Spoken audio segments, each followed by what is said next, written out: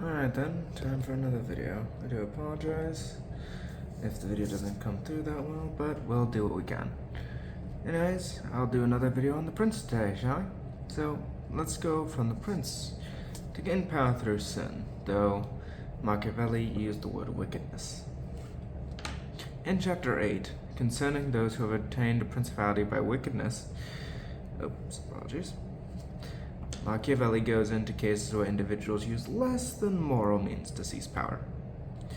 Now, in order to make his point, he brings up two examples, one from his time and one from the classical period.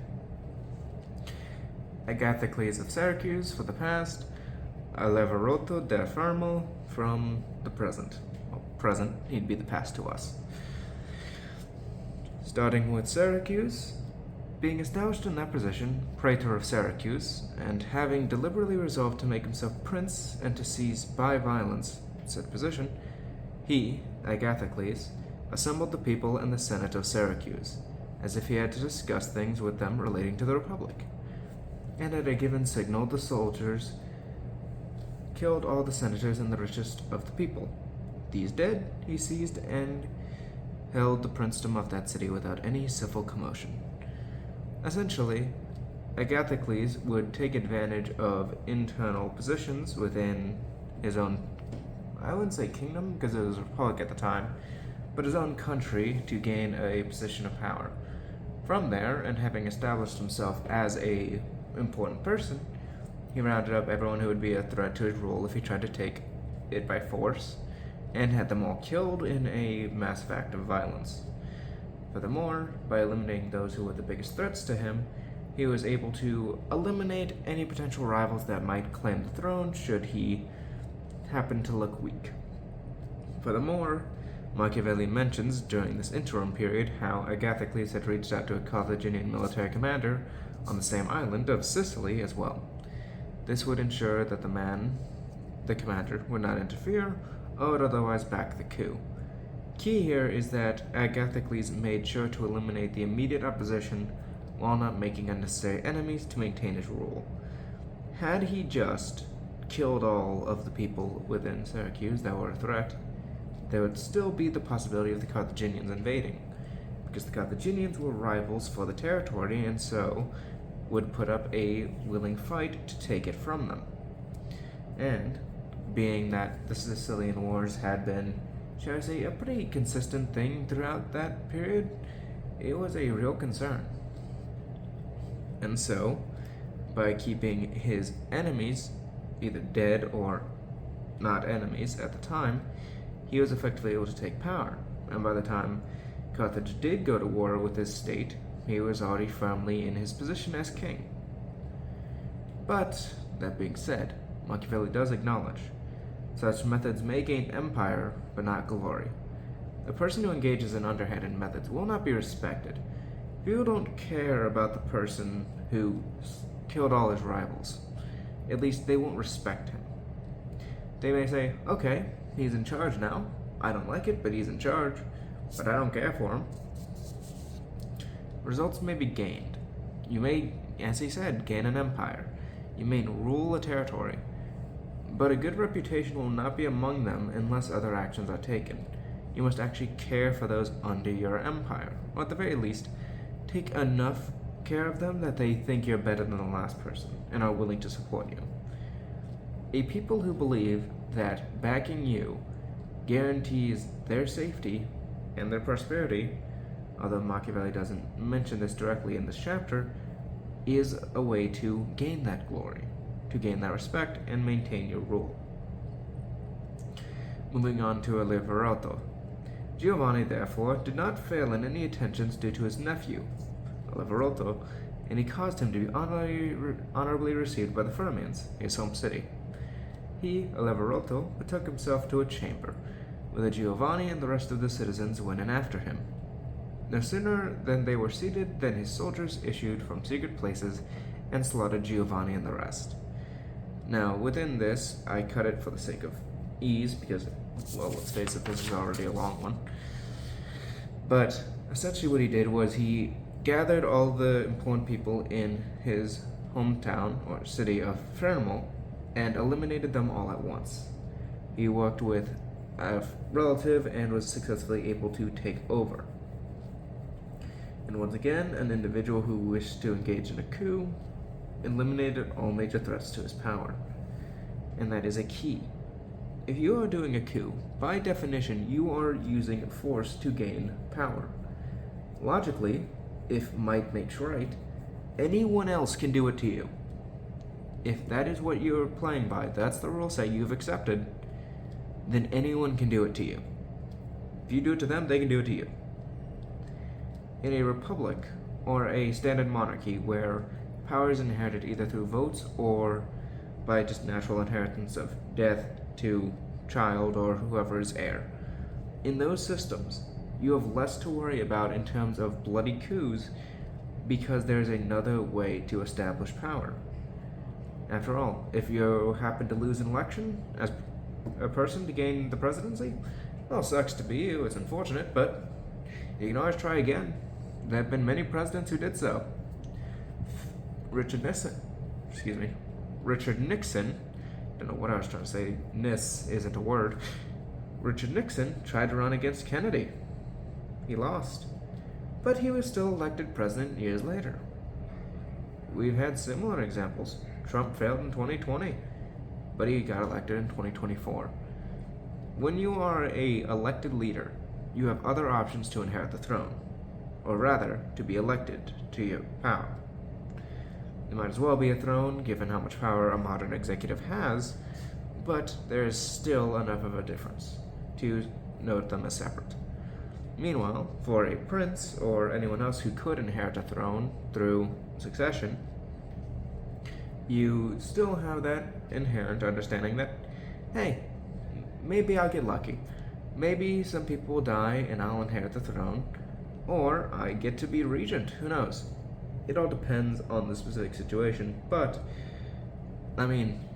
John was not supposed to become King of England. He was called John Lackland, because he didn't inherit anything at first, or wasn't supposed to. Yet he ended up inheriting, naturally, the entire Kingdom of England. How good he was as a ruler, that's another matter. But importantly, he had a way to gain power legitimately. If you are a person like Agathocles or Eleverato, I'm probably going to keep butchering those names, I do apologize, then if you are seizing power through force, those systems, either I could just win the next election or maybe I'll get lucky and still inherit, those aren't things that are possible, really, because you've established no legitimacy through there. You've established your legitimacy through force, and so through force is how people are going to achieve their power. And, in the end, Eleverato learned that personally. He was a person who successfully eliminated all of his enemies, yes, and he did secure his city for himself. But he was eventually beaten in battle by a more skilled general, and thus lost his power. Live by the sword, die by the sword. This is exactly why. If there is no other option than violence, violence is how things will be decided. And if you're a ruler who gained power through violence, all it takes is someone being slightly more violent or more skilled with their violence to unseat you. To use a counterexample for these two successful coups, Julius Caesar. He failed his consolidation of power due to his leniency. Yes, he was able to become dictator for life, but through his pardons of many enemies, he placed himself in a position to be hated. He refused to deal with those who'd had that hatred, and he died because of it. He was a man who consolidated a lot of power in himself, but because he didn't deal with those who would take action against him, those in the Senate who wanted him dead, what ended up happening? He ended up dying on the Ides of March. Augustus, he too followed much of Caesar's strategy, but he eliminated the threats, and so he became the first among the people, the first among equals. He became the first emperor of Rome. To finish up, we finally get Machiavelli's dive into the cruelty specifically, when he talks about the necessity of wicked or otherwise sinful acts. Those may be called properly used, if of evil it is possible to speak well, that are applied at one blow and are necessary to one's security, and that are not persisted in afterwards unless they can be turned to the advantage of the subjects. In essence, a person should be capable of wicked actions, but it must not become a habit. Cruelty for public good can be somewhat excused. People can accept when things are done in their name and if it helps them. As cruel as it may sound, the Holocaust was a similar thing for several Germans because they thought, hey, we're getting something out of it. As cruel as it may be, Hitler, through his constant propaganda and through taking advantage of the situation, was able to convince the people that the subjects, the Germans, benefited from the cruelty he inflicted on lesser groups. And it is this which needs to be made a point of. Cruelty for public good can be somewhat excused. The problem is, what defines public good? And that depends on who you're talking to. For a socialist, seizing the means of production, ensuring that everything is owned in common or in public, is the public good. Killing people in that process, thus, can be somewhat excused by their logic. For the old imperial empires, well, conquering people was a benefit to them. Clearly, we were the superior civilization, or whatever the justification they had in their head was, so we can conquer all these people, it doesn't matter. And those cruel actions could be excused, because they justified it for the public good. The key is, and I don't know if Machiavelli specifically acknowledges this, but I will, public good is such a loose term that it is simply a matter of what you can convince the people are in their interests. Yes, lowering food prices, to use the modern day as an example, lowering house prices, making things more affordable. Those are good things. But the ways one goes about trying to do so does not have to be. And that's not always in the favor of actually achieving the ends promised. You all know what Hitler promised to the people of Germany? That they would have wages and jobs and security. Those were public goods. The things he did to the people were not. The slaughter was not. But because he was able to convince people, the cruelty was excused until they realized it was a lie. And then he was hated and vilified. On the other hand, should it not be able to be excused by public good, you cannot consistently engage in wickedness or cruelty, because you'll generate hatred. So instead, a one-time action done to secure power can be engaged in. It can also be moved on from because it is a one-time action. But if it is repeated, consistent, and mindless, cruelty will only breed hatred. Because guess what? If you have a bunch of people, let's say, and you execute one of them every day, eventually someone's going to come and think, I could be next. And then other people are going to have that thought. And then more, and then more, and then more. Just apologies on the noise, regardless. Back to the main point. If you just keep targeting people, keep hurting people, and being cruel, people don't want to be loyal to that. They're going to hate you for that. Robespierre found that out personally. He literally said that he had a list of government enemies, and so people, knowing what Robespierre constantly did, voted for him to be the government enemy. Because Robespierre had killed so many people, they knew he was good for it. His repeated cruelty has definitely made sure he didn't have many friends outside of his own personal faction.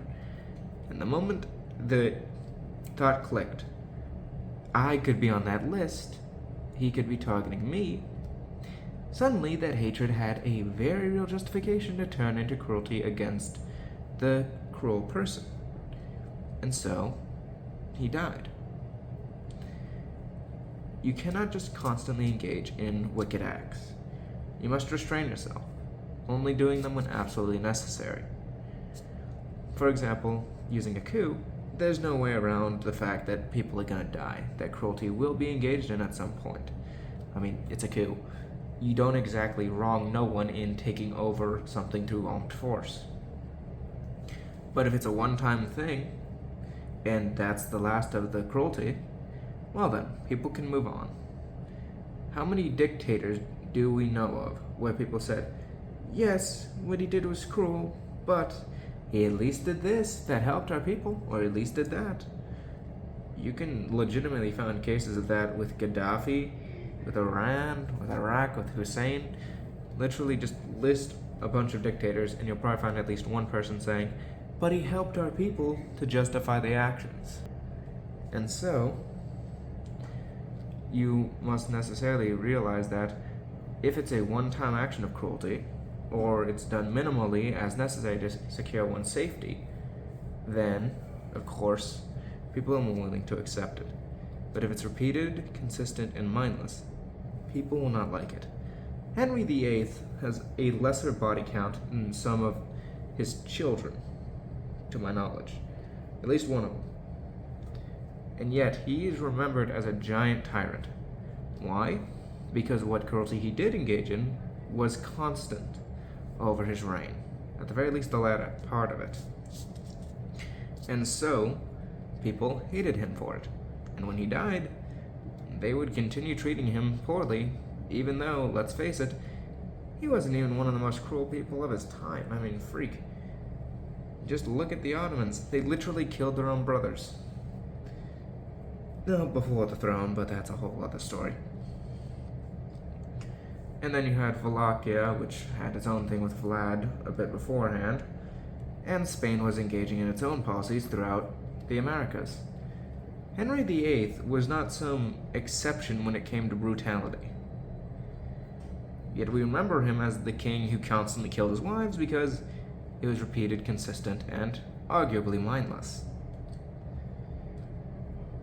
To continue on so I can finish up, because I do think I'm droning on, and I don't think you like tangents, people also trust reputations.